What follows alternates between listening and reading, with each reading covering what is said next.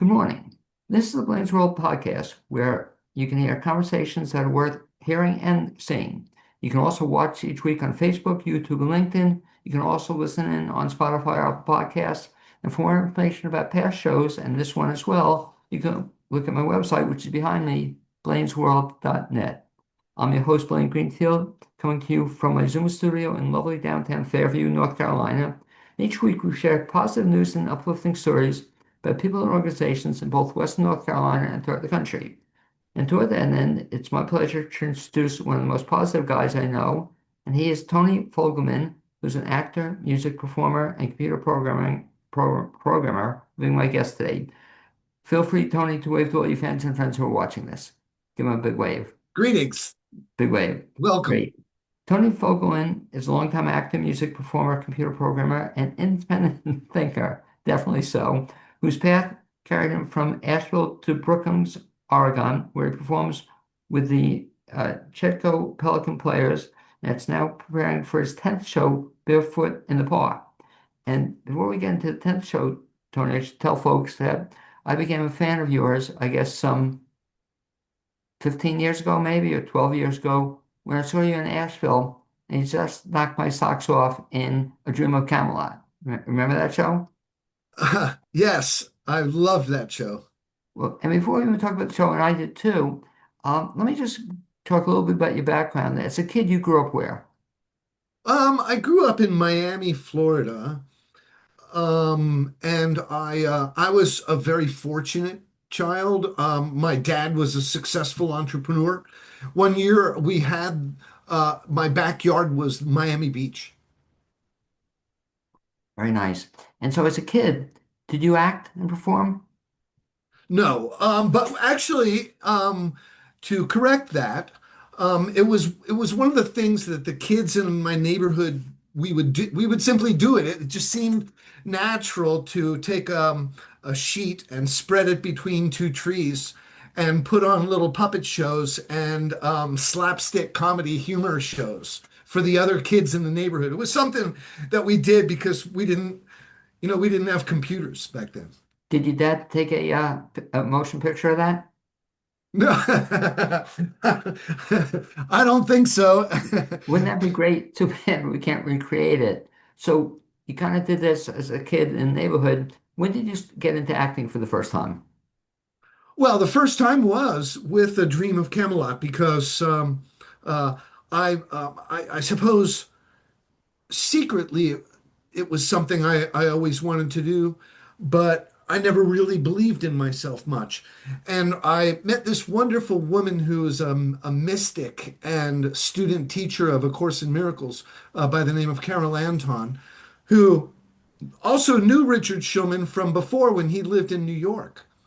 And we were at a party in Asheville when she introduced me in as a singer, and Richard needed someone to fill the lead part in the show. And when I did the audition, I nailed it.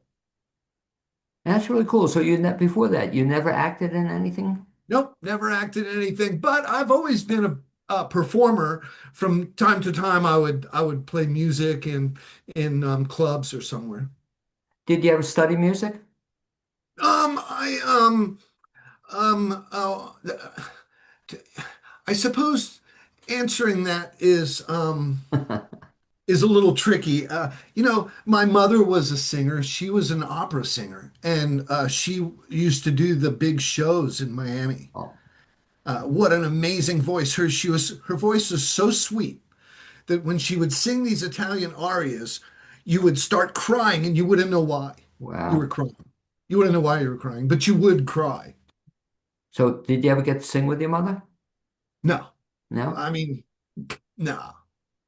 Nothing. She was on a different level. So you just kind of, what, you just picked this up on your own, or did you take Yeah, I it? decided to. Well, I always wanted to be a guitar player and a Right. singer, and so I always practiced my favorite songs, and I would just bang them out on the guitar. But I'm not very good on the guitar actually, and so but I really do love singing, and so that's one of the reasons I'm here in Brookings because there's a church here with a really amazing pianist.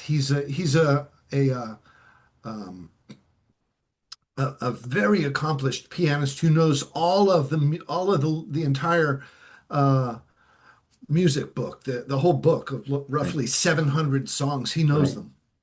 them, and so I sing in church on Sunday. So you're part of a choir or just Yeah, I'm part of the church choir, and it's a wonderful thing that everyone should do. okay. Well, so then aside from being in the church choir, you discovered then in Asheville, you were asked to, you heard about this play and you decided you wanted to audition for it. Was that the first time you had ever auditioned for anything? Yeah, it was the first time I ever auditioned for anything, and I sat next to Richard in his living room while he played piano to the quintessential song for the show. Because I didn't bring any music with me, and I didn't care what he played. Play whatever you want, and I'll sing, and we'll see if you like it. It was kind of the attitude that I had, you know. Well, it just so happened that the music was in my range. It was perfect, and I was able to pick it up because I did learn how to read music when I was young. My first music teacher insisted that I learn how to read music. Oh, so you did have music lessons then at I some did point. have some early music lessons, yes, but not that much. I mean, so And by the I way, learned just barely how to read music. we're talking about a mutual friend, Richard, and that's Richard Schulman, who's a very accomplished pianist and composer in the Asheville area. And so he wrote this play then that you heard about through a mutual friend, and all of a sudden, next day you're in a play. Is that kind of what Exactly. happened? That's exactly what happened. And then each of the 3 years that it ran for a couple of weekends, Right. or 2 or 3 weekends. We did that 3 years in a row, and each time when I would audition, I would secure the lead part. And was that tough for you in terms of having never performed before? Was it tough to learn the part? Um, well,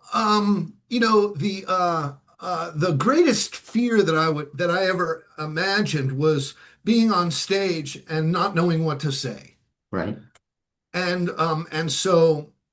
I think that that's a healthy fear for performers, so that they learn their parts well. And so I drilled myself on all the lines because there were quite a large amount Right. of spoken lines as well as music. I had 26 songs to learn, so it was quite involved. And And, uh, but yeah, I mean, I forced myself to memorize all my lines so that I wouldn't be what am I supposed to say? You don't want those. Those are like they call those train wrecks. And, When and to the your and to your credit, you carried it off because I still remember it. I just for some reason I love that show, and I still remember I saw two of the three versions of it, I think. And it was such a I thought the music was fantastic, and you were fantastic. I can't believe I still remember your performance, you prancing around, and that was like I said, major 26 songs. That's a lot of songs to it remember. is, yeah, and I sang the lead in like a good 20 of them. Yeah. So I was the singer for the majority of the show. And it was so good for my ego, I got to tell you, because I had all these amazing female vocalists backing me up, And you and did. and I sang some duets as well. And when you sing harmony, um, there's something that it does, I think, for our spirit. It's just so healthy. It's so happy, And what's and so cool it was the about happiest thing I ever did. And what's cool about the show, and we talk about this also off the air, is that you're still in touch with some of the people. And you mentioned Rock Evelyn. You're still in touch with Right? Rock? I am in touch with Rock. He and I do, see. Uh, we um we like to talk about different things, particularly artificial intelligence and personal growth. So both of us are somewhat what you might consider to be mental scientists. I like that title. Now, I became a serious mental scientist in Asheville when I studied at the Center for Spiritual Living, and I became a practitioner in the science of mind. So Well, that then, was a huge. yeah, yeah, that, If anyone's aware of the science of mind, It is essentially how to get what you want, which is physical health, relationship health, financial health, and freedom of expression. So when you have that, then you have what we call the happy dream. And what's nice, the Center for Spiritual Living is still going and sound and, a great organization in the Asheville area. But you also telling me, Tony, too, in addition to that studying, I guess you're a lifelong student, you went through the Course in Miracles and you're Well, involved in that. yes, the it seemed to me that when I studied science of mind, it was a setup. I was preparing for to being a student teacher of A Course in Miracles, which is um, it is the work of forgiveness. And so, for instance, just an example, when you turn on the television and you see someone, a big leader, maybe a big, egomaniac leader, and he's gaslighting you. What do you do? Do you get upset? Do you let it eat you up inside? Or do you resolve to forgive him and be happy instead? Because those are your options. And so there's something then you study and you still study this or practice it? Yes, this is the Right. a copy of A Course in Miracles, and this is the copy that traveled with me for many years. And I've given away at least 20, maybe more copies of A Course in Miracles because it's been that inspiring to me. Um, it's an amazing doctrine of peace that starts with about 600 pages of text. Then it's got 365 lessons, one for each day of the year. And then the final book is the Manual for Teachers. Now, you're a teacher whether you know it or not. You're either teaching the world's lesson of fear or you're teaching God's lesson of love. So you're either a teacher for the world or a teacher for God. And so when you're a student teacher of A Course in Miracles, you accept your role as a miracle worker and you see your purpose to be happy. Your purpose is merely to be happy because you can only be happy by forgiving. Like I mentioned, when you turn on the tube and somebody's gaslighting you, the quicker you forgive them, the happier your day is going to be. And I can see just looking at that book, it's certainly gotten mileage out of that. It looks Oh like yeah, I've gotten my money's worth out of this one. is that the original one? Now, this is not the original, it's the combined volume. No, I mean, is that your original copy of that Oh you've no, used? I went through a couple of before I made it to the one that I really wore out. So, But I think back to times because when I left Asheville in 2012, I had just started studying A Course in Miracles, and I was putting my trust to the test. Can I just start driving and go experience the world? And if I were to trust that everything would work out okay, would it? And at that point, I actually heard the voice assure me that I was okay, that I could leave Asheville, and that I would be okay. by the way, talk about that then. So, how come? So, you've been in Asheville for how many years? I was in Asheville for a long time. Let's see, I moved there in Okay. 1986 from Florida. So how come you left Asheville? Well, I left Asheville because I knew that my purpose was to be a vagabond for quite some time because I didn't have a lot of money and I wanted to experience the world. And I knew instinctively at that point in time, after studying just a sufficient amount of Science of Mind and Course in Miracles, that I could simply make my mind up to do it and it would work out perfectly. So I did. I put it to the test. And sure enough, there was always enough money. I can tell you the whole route that I took. I zigzagged across the United States several times. I got a phone call from a friend in Asheville who said, "Here, Tony, here's some money. Go down to Mexico and be there for December 21st, 2012. with the meeting of the Mayans and the at the start of the new calendar. And I thought to myself, what could be more fun than that? So I immediately drove down through Mexico with a car that had a blown head gasket, Wow. and I had to put water in every 50 miles or so. I was giving away silk shirts to the Mexicans. I had so much fun. I never had so much fun. And then I met the most wonderful people who then took me into their spiritual family, and I moved to Europe for quite some time. I was there for several years.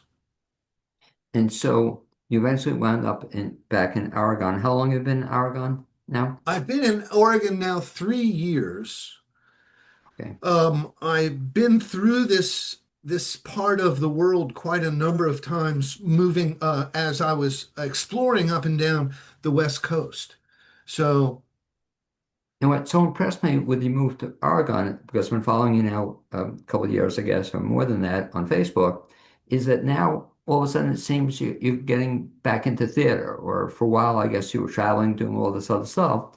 But I've been so impressed now you're doing shows again, and you've done a yes, bunch, and you have to be in one place if right? you're going to do the shows. You can't be a vagabond. And you've done a bunch of them, and I love the name of the group. Is that who you're active with? It's the great name, Checo Pelican Players. Chetco Pelican Players. Is that the group you're active with? Yes, and I use it as an excuse to hang out with the fun kids. So how many plays have you done with them? I've done 9 plays thus far, and a good number of them are up on the wall here. The last one I did, you've probably heard of Bus Stop. Right? Yeah. This was a great show. I played the professor in Bus Stop and got to recite Shakespeare. I've never had so much fun in my life. I'm trying to remember. I remember the movie. I'm trying to think of the professor. And by the way, let me ask you this. I'm always curious when I speak to actors. Before you do a show, like Bus Stop as an example, did you see the film or did you see it afterwards? Oh yeah, I mean, I studied every bit of this show because there was a live performance, a theatrical performance that uh, that uh, that became our blocking.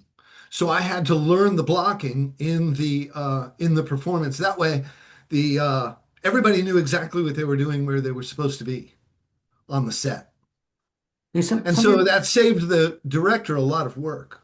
there's some people have mixed feelings on that. They say they'd rather not have you see the movie or not see a show. You have your own interpretation. You actually would prefer seeing it Yeah, it's beforehand? totally up to the director. Yeah. It's totally up to the director. Director gets to run the whole show.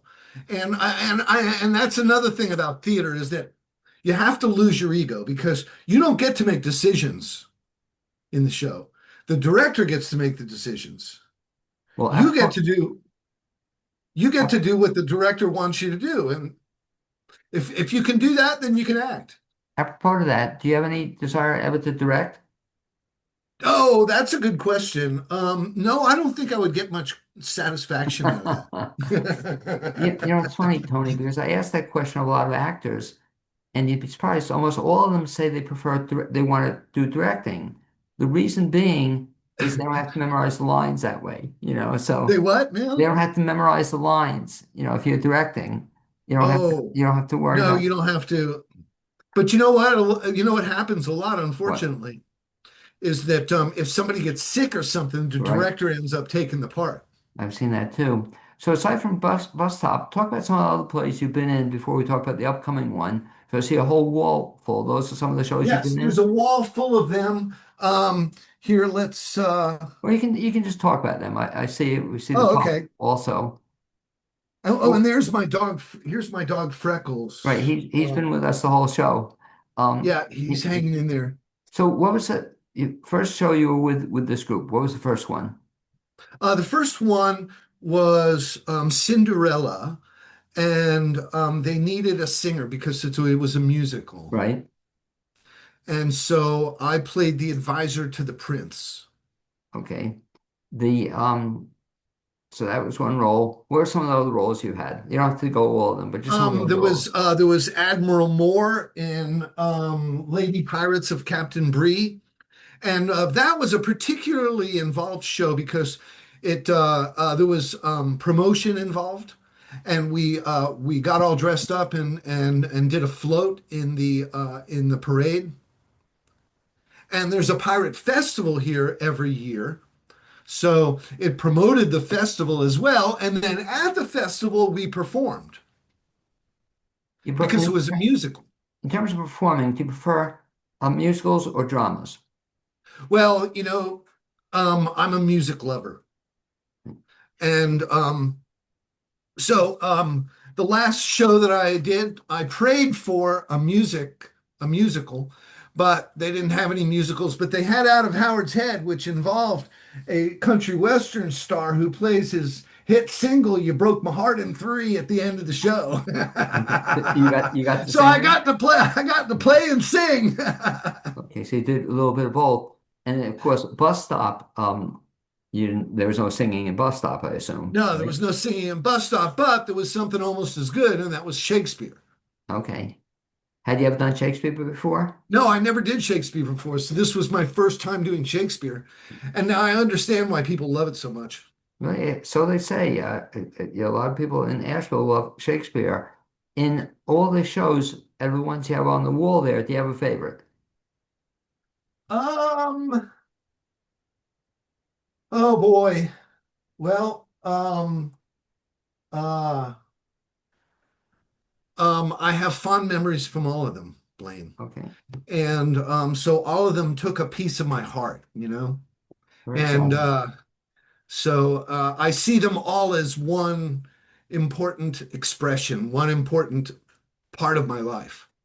Before we And even talk about the next show you're going to be doing, let me ask you this, put you on the spot. Do you have a bucket list of any show you want to do in the future?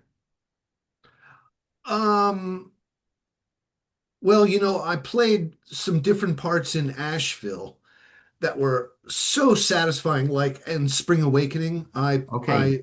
I played in Spring Awakening, By the way, and I recall that. I remember the show that Rock did that, right? Rock Eblin did that show. And That was how I met Rock. I saw that And, show too. Yeah, um, actually, I knew Rock ahead because he did Dream of Camelot before right. that. So, but as far as what show I'd like to do, I like to be surprised, and most of these shows I've never seen. So, um, uh, well, a good number of them I haven't seen. Like I knew what A Wonderful Life was, Right. and that was a great show that we did. There were just no. The answer is no. I don't really have an aspiration of any particular show, doing any particular show. What's more involved for me, what's more what I prefer though is the musicals. Okay. Excepting too, you said you don't have any preference yet. But of course, then there's going to be the Tony Fogelman story, when we do a story about your life. And There's that show, and that show involves something that we probably won't be talking about today, because there's a project that I've been involved in for quite some time that is quite colorful, but isn't ready for prime time. okay, And well, when you have it ready, you'll tell me about it. Now you got me yes, curious. But talk about then the upcoming show coming up, I guess in June. It's going Barefoot in the Park. Um, yes, Barefoot in the Park. That'll be uh, directed by a gal who I've done a number of shows with, and she's always wanted to direct. And it's starting out a little bit rough because she wasn't able to fill the parts. And so we're still auditioning for the show. and what's your role in that? I'm going to play whatever part she wants me to Oh, play. They have an upstairs neighbor who's an Italian, and I should have no problem playing that role.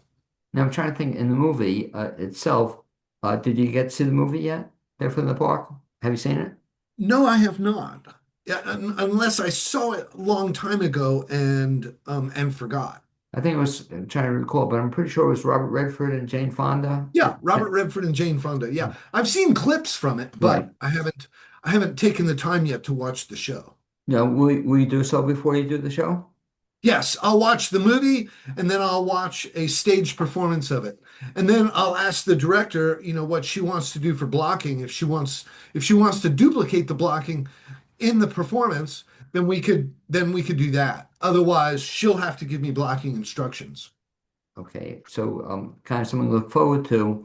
And talk about, people don't realize it, Tony, but how much time you put into this. So for a show, starting in June. When do the rehearsals start? Rehearsals will start as soon as the cast is set. Once she's got the cast set and she's ready, it's up to her when she wants to start. And then about halfway through, we will make it to a point where we can read through the whole play in one evening, and she won't have much. She we would at that point not have too many notes, and that's the time when you buckle down and you get and I will walk up and down the beach with the script, and I'll drill myself with the cue, and I'll force myself to memorize the response, When you're walking my up and down the lines. beach, do people wonder what you're doing? You're talking to Yeah, no, them? I'm yelling the whole time. I'm basically, practicing my part, trying to get into character on the beach. This is how I typically do it. When you do that, do you like, some people like it, some people don't. Do you typically read with somebody else, in terms of trying to get your lines down? Do you practice them with somebody else? Well, I mean, I take advantage of others when they're willing to. And in the shows, we offer that to one another, particularly when we're already going to be playing our part. Because When able to rehearse when we're all able to be able to rehearse our parts. Because I was Um, surprised. Some people tell me they don't like doing that, which I find surprising. I would think you'd want to, but I haven't done much acting. Let me shift gears a little bit. Something else okay. you and I talked about, and I followed you on Facebook, but you mentioned already that you're big into AI. And talk about something. I think that's where I got the idea to have you as guest on the show. I think you posted something, trying to get the name right. It's called Scan Score. Um, Yes.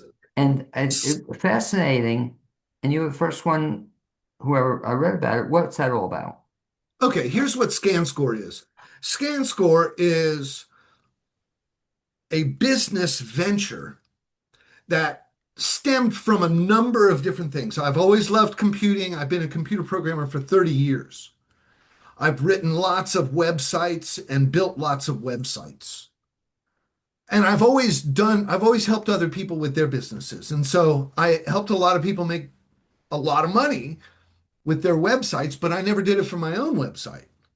And it was a year and a half ago I came up with this idea because I've been playing with the AI, and I decided to see if AI could predict the future of a stock. And then that became quite involved. It was in July that it all came together, and I predicted the future of 120 different biotech stocks. And the goal was to see if I could predict the day that it was going to shoot up and multiply times 300%, And I hit some. I hit some and I tripled my account. And then I realized that I have something that other people could use. And so I built a website for it, and it's at scanscore.com, and you have to sign up to get access to the predictions, but I do predictions every day. And my goal is to be on the leaderboard. So when there's a biotech that's breaking out, that I already predicted that it would break out on that day. By the way, make sure if people want to track it down. Spell it if you would. Scan Score. Spell Say again. it. Spell it if you would. So if people want to track it down, what's the website? The website is Scanscore, SCANSCOR, without the E, .com, scanscore.com. And so now you're And you'll me. see an eagle with his grasp on a big wad of cash. And that's sort of the vision that I have of it. It's swooping in for the money, and it's for day traders. And I've been day trading for quite some years, but this is giving me a new strategy that's quite exciting. I'm using the AI to write the programs to do uh, the filtering of the 600 different biotech stocks that are public on the Nasdaq, and determining which ones are most likely to break out in the near term, based on clinical trial studies that are filed with the FDA, and also financials and news. So I use this huge quantity of data and squeeze it all down and then present it at the prompt using the API, and it registers on my website and creates a new prediction. And a prediction is always a start date, an end date, and as high as the stock could go in that period. By the way, you So, mentioned the stocks you follow. These are only just in the biotech industry. yeah, the biotech industry lends itself more to a number of things. It lends itself to being able to be predicted because of the clinical trial studies that are unique to biotechs. So, And, and secondly, it lends itself also to small companies that are highly leveraged.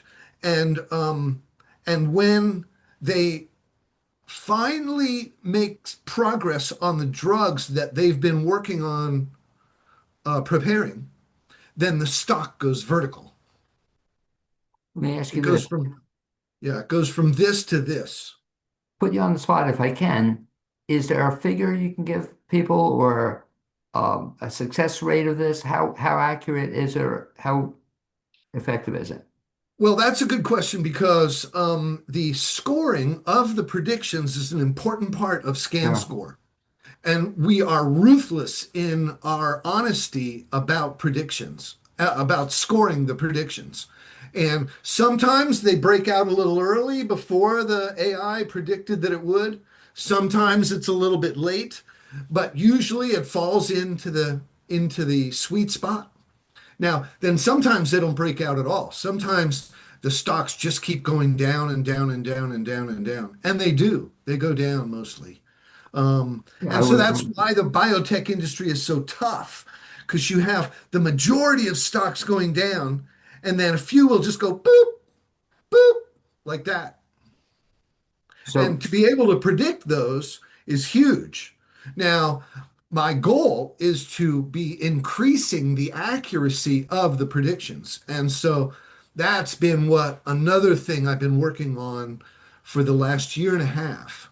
Now, then, the biotech industry is cyclical also. So they don't do much of anything during the winter and the spring. But in the summer and the fall, they wake up. so how long has this been going on?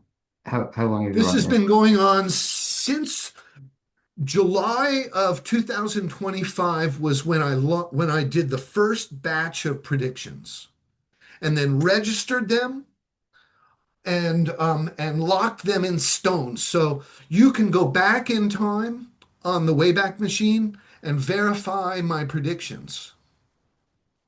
Very cool. And so, how often do you update these predictions? Well, at the stage that I'm at now with the project, I'm trying to qualify a a, um, a biotech stock, at least one per day. Okay. But that's not so easy. So sometimes I'll go through 20 tickers and I won't be able to qualify that stock, and I get wore out and I put it off until the next day. And I schedule those, the majority of them I'll schedule for a review in the future. But and some of them get disqualified altogether because there's these stocks that we refer to as zombies, and they don't really have true drugs that they're developing. They're just public for the purpose of pump and dump. The ethics are very low on some of these companies. And that's something you deal with on the stock market. Right. So let me put you on the spot, Tony. Kind of a final question here is in terms of in the future. So I'm really impressed in terms of what you've done in the past and the acting you're doing now, Scan Score. Do you have anything you see yourself doing in 10 years from now Yes. when you grow up? Yes, when I grow up, I'm only 65. Have to think about I'm it. still very young. Actually, the way I joke about that is when people ask me how old I am, I ask, you mean how old am I or how old is the body? Okay, good How old point. is this thing? This thing is 65. But me, I'm timeless. I've been around forever. And I'm not going anywhere. I'm permanent. So what do you see in the future? What do I see in the future? I see the resurrection of a project that we started back in 1998. My brother and Jim Rose and I made a discovery after 10 years of raising cash for emerging growth companies, raising over 60 million for a dozen emerging growth companies by writing business plans and doing offering documents. We came across something really unusual. And so we decided that it needed a new entity. And so we started a new business, but it was fraught with problems. There were numerous circumvention attempts, and one of them by the infamous uh, Brian Noel, who they know in Hendersonville for stealing upwards of $5 million. And he was just a problem. And but finally, in 2005, my brother passed away unexpectedly from cancer. And then a few years after that, the other founding visionary, Jim Rose, died from a heart attack. And I had to denounce a rogue board of directors in order to wrestle control, in order to put it in a state of dormancy to wait for the ideal capital partner. So the whole purpose of starting ScanScore was to be the ideal capital partner. So, should ScanScore succeed within the next 3 to 5 years, I will have the money to resurrect the project. It's going to take several million, but it's a project that is worthy of a world-class stature. And I typically don't talk about it publicly. Um, I wait for someone who can qualify as sufficiently worthy to learn about the project. Well, do me a favor, as I'm sure you, as hopefully you will, but keep me in the loop on that because you got me Okay. interested in terms of I've been following you now for a bunch of years here, and I have to say that you're an interesting guy, Tony Fogelman. So, with that in mind, if folks want to get in touch with you or follow you or what you're doing, you can also read about your political views as well. What's the best way to somebody can track you down? Oh, well, I'm Tony Ray Fogelman on Facebook, and I post all of my posts publicly. So there was a point in time where I recently decided that nothing was private. Okay. And so we should mention that in terms of Ray Fogelman, spelling of the last name is It can be a couple of different ways, but basically it means birdman in German. A Vogel is a bird. right, and you spell it how? The way they spelled it when my grandfather came over from the old country, it's Fogle. But if you were in Germany, it would be Vogel. Okay. Well, we're not in Germany, so I'll just mention to folks if they want to find out more about Tony Ray Fogman, both in terms of, which is really cool, his political views, his show stuff, all the good stuff he's doing. Check him out at Facebook, Tony Ray Fogman. And Tony, I'd like to thank you for being my guest on this edition of the Blaine's World show. It was a lot of fun, long time since I've seen you. Also, I'd like to thank my producer, Cappy Tassetti. And one of these days, hopefully, we'll get in touch. Or do you ever come out to Asheville again? Are you ever out in Yes, this I area? will definitely be to Asheville again. The what I love so much about Asheville more than anything is the contra dancing. Have you ever done that? Once, I think. Cynthia, my wife has done Oh, that. it's just I got addicted to it, and so I would go just to do some contra dancing, and of course also see a bunch of my wonderful friends. I would wander around downtown and go shopping to see how many I could run into. Okay. Well, anyway, something You to look know, forward to, Tony. I'd like, thank you for being my guest. Again, my producer, Captain. And hopefully next time you are in Asheville, probably before I get out to Oregon, we'll bump into each other. Thanks, man. thank you, Blaine. It was a real honor and a privilege to be here with you. Thank you. Likewise. Be well, my friend.